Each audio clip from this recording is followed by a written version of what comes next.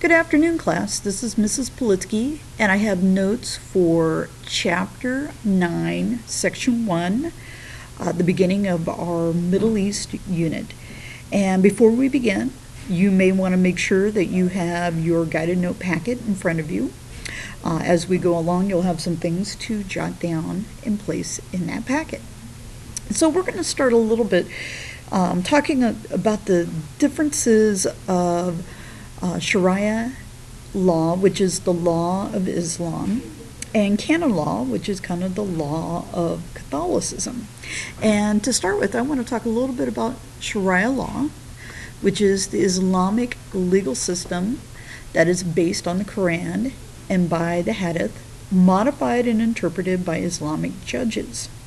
What's interesting is how that compares to Catholic canon law, which is the system of laws and legal principles made and enforced by the hierarchic authorities of the Catholic Church to govern, regulate, and direct activities of Roman Catholics.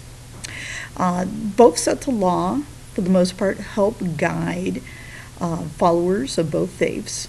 And to kind of clarify a few things, each group of people here that we're referring to have a certain set of principles that they follow.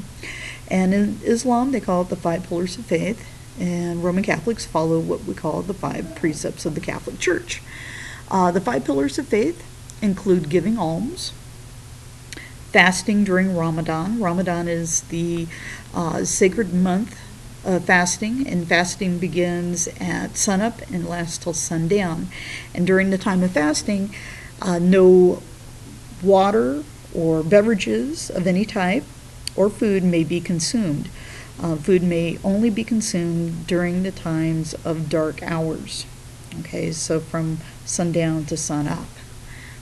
Along with that, there is the Hajj, which is the life obligation to make a pilgrimage to the city of Mecca, which is kind of like the sacred city of Muslims. This is where Muhammad kind of really began his journey.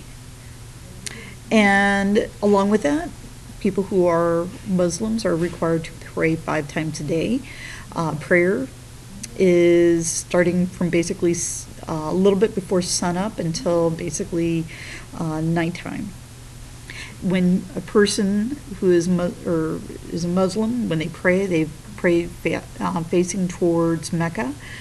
So if you were here in the United States, that would mean that you would face eastward. And then finally, the profession of faith. This idea that you profess your beliefs and not to be afraid of them. Compare that to the precepts of the Catholic Church. A Roman Catholic is required to attend Sunday Mass or Saturday night Mass, observe the holy days.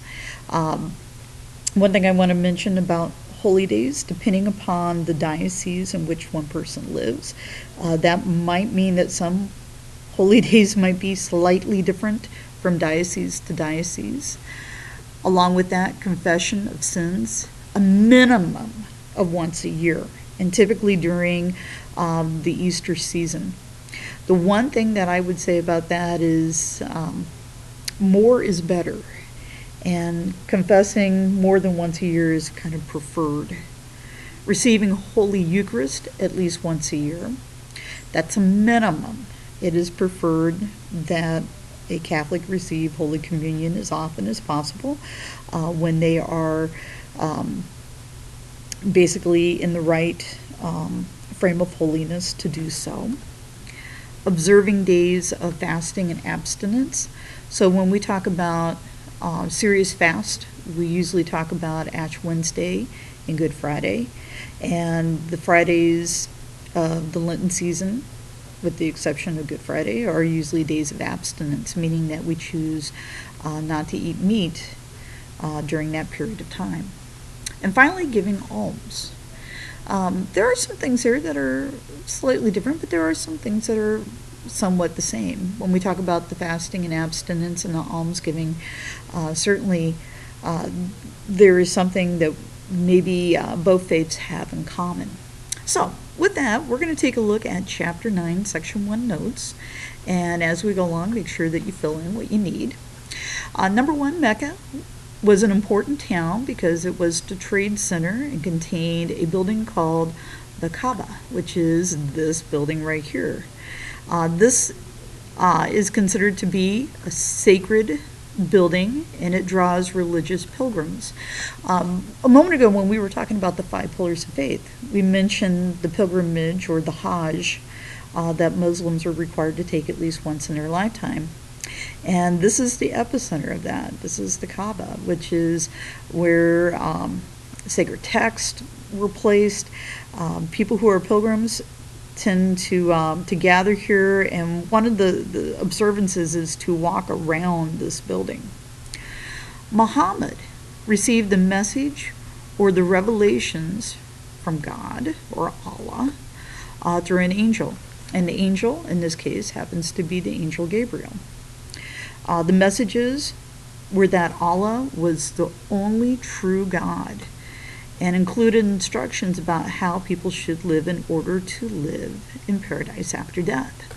One of the things that we need to remember is the revelations, according to Muslims, that Muhammad received are exactly the words of God. And that's the reason why Muhammad is kind of placed in very high standing within the Muslim faith. He's not, a Messiah by any means, but he happens to be a really well-known prophet in this case, carrying the word of God. Muhammad and his followers moved to Yathrib, or the city of Medina. Okay, and down here on the map, this is Medina, this is Mecca right down here, so not too far apart. Because Muhammad realized that they were not safe in the city of Mecca. For some reason, at the time that Muhammad received the revelations, the people in Mecca were just not receptive to that message. Okay, but the people in Yathrib were more open to his message, and hence he supposedly was forced out of the city of Mecca, had to hop over the city walls, literally scramble out of the city so that he wasn't killed. And he made his way to Yathrib, or Medina, and from there he kind of grew the faith.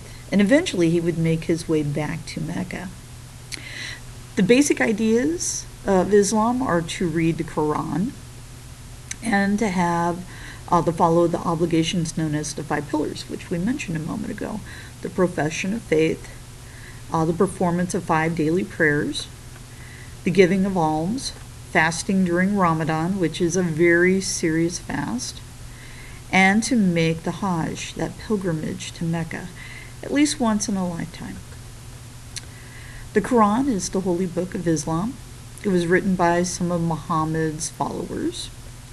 Muslims are encouraged to read the Quran in Arabic, opposed to other translations, because Muslims believe that by reading it in its original form that they can have access to the full meaning and the beauty of the text, which is kind of interesting.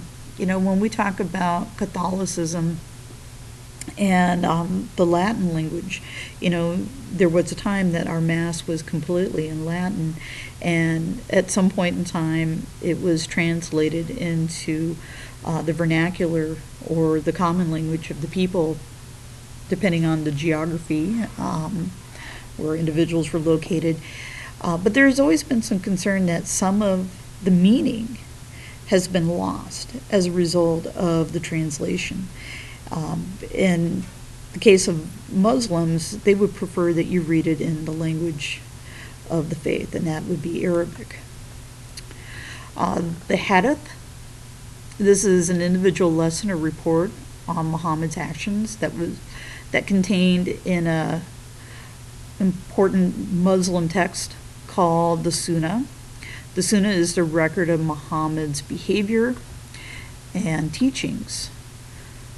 Okay, Sharia is the Muslim legal system. The Sharia is open to many interpretations because the law is not standardized. Okay, opposed to canon law, which is very standardized. We have legal scholars within the church that try to make sure that that interpretation stays very consistent. Many schools of thought created it over several centuries. Thank you very much.